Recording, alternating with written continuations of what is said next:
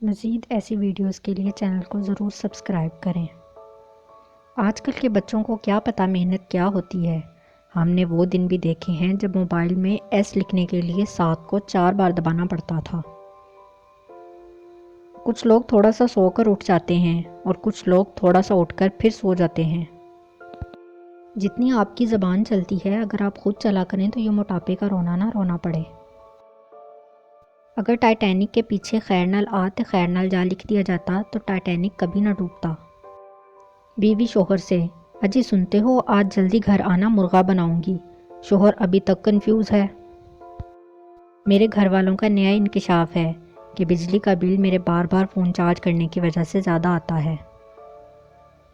شوہر: ایک رائٹر نے لکھا ہے کہ شوہروں کو بھی بولنے کا حق ہونا چاہیے۔ بیوی: دیکھ لو، وہ بیچارہ بھی لکھ ہی پایا ہے، بول نہیں پایا۔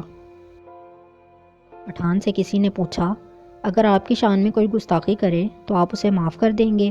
پٹھان: معاف کرنے والی ذات تو اللہ کی ہے، ہم بس اسے وہاں تک پہنچا دے گا۔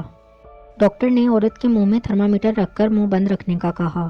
پپو بیوی کو اتنی دیر خاموش دیکھ کر بولا: ڈاکٹر صاحب، یہ چیز کتنے کی آتی ہے؟